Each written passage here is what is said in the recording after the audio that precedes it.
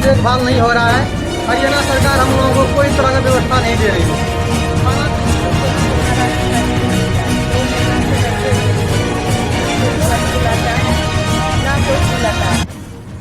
Lockdown के 48 दिन बाद भी प्रवासी मजदूरों को उनके घरों तक ना भेज पाना सरकार व प्रशासन की बहुत बड़ी नाकामी है।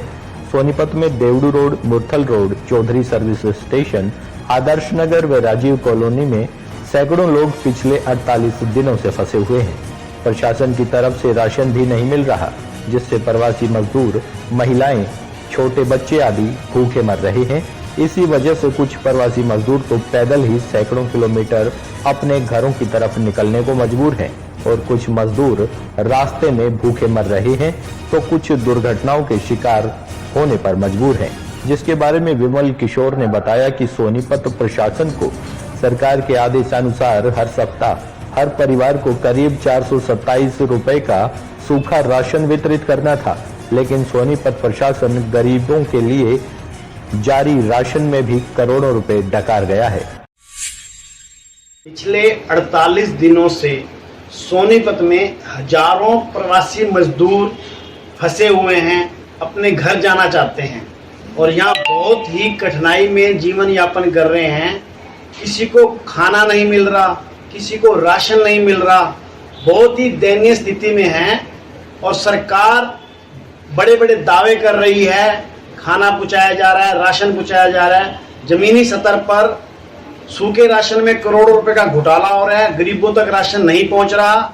और दूसरी तरफ विदेशों से जहाज भेज कर लोगों को बुलाया जा रहा है। यहां तक कि एक व्यक्ति के लिए भी स्पेशल फ्लाइट भेजी गई है। तो सोनीपत के अंदर व पूरे देश प्रदेश में प्रवासी मजदूरों के साथ अमानवीय व्यवहार हो रहा है। उनके इसमें गंभीर पहलू ये है कि सोनीपत ने जिला हेल्पलाइन नंबर जारी किया था, जिस नंबर पर खाने की मांग जो भी व्यक्ति करता था उससे उसका आधार कार्ड व नंबर पूछकर विवरण समाज सेवी संगठनों से कहकर पका हुआ भोजन भेजा जाता रहा। इससे स्पष्ट होता है कि समाज सेवियों द्वारा पका हुआ खाना वितरित करवाकर कागजों में सूखा राशन वितरित करना दिखा दिया गया होगा।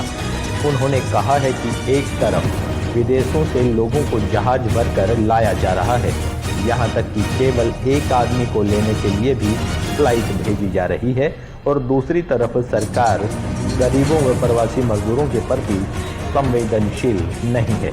विमल किशोर ने मांग की है कि जल्द से जल्द प्रवासी मजदूरों को उनके घरों तक पहुँचाया जाए और जब तक प्रवासी मजदूर अपने घरों में नहीं जा पाते तब तक उनके खाने की उचित व्यवस्था की जाए।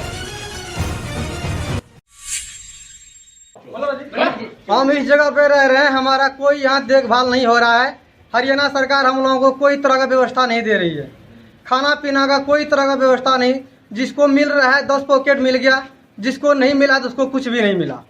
कितना प्रयास किए हम लोग, कितना कोशिश की हम लोग, आज तक अपना पैसा से खा रहे हैं, किसी का पैसा आज तक नहीं खाए हैं। ना तो हम लोगों को जाने का सुविधा मिल रहा है, ना ही काम करने का सुविधा मिल रहा है। दुकान पे जाते हैं तो पुलिस हम लोगों को पीटता है। इसका कोई हम लोगों को वो नहीं है कि कितना हम लोगों को दुख में है। हम लोग को ना यहाँ राशन पानी नहीं मिल रहा है, 2 महीना से बैठे हुए हैं। ठीक है, नहीं कोठी वाली बुलाता है ना कोई बुलाता है। हम लोग 2 महीने से यूँ बैठे हुए हैं। यहाँ कमाने वाला भी आदमी नहीं है मेरे पास। मेरा बच्चा है बिहार में है, 2 बच्चा है बिहार में है। यहाँ पे मैं अकेली हूँ और मेरे पास कुछ भी नहीं है कि हम क्या खाएंगे। हमको सिर्फ घर पहुँचा दीजिए आप लोग। हमारे पास यही निवेदन है कि हमको घर पहुँचा दीजिए। हम लोग को सर यहाँ पे खाना वाना नहीं मिलता है। 15 रोज हो गया। 1 थैली आटा मिला, 1 किलो चावल, आधा किलो चीनी, 1 पे दाल, तेल तूल वगैरह यही मिला है। 15 रोज से हम लोग अपना घर से पैसा मंगवा के ब्याज पे पैसा मंगवा के घर से यहाँ पे हम लोग खाते हैं, किसी तरह अपना गुजारा कर रहे हैं। हम लोग तो सरकार से यही मदद चाहते हैं। हम लोग को बिहार जाने के लिए अररिया जिला तक ट्रेन चाहिए, दरभंगा के लिए जहाँ भी जाना चाहता है बिहारी, उनको वहाँ तक के लिए साधन दिया जाए यहाँ का सरकार। हाँ सर, सरकार के साधन चाहिए। हाँ।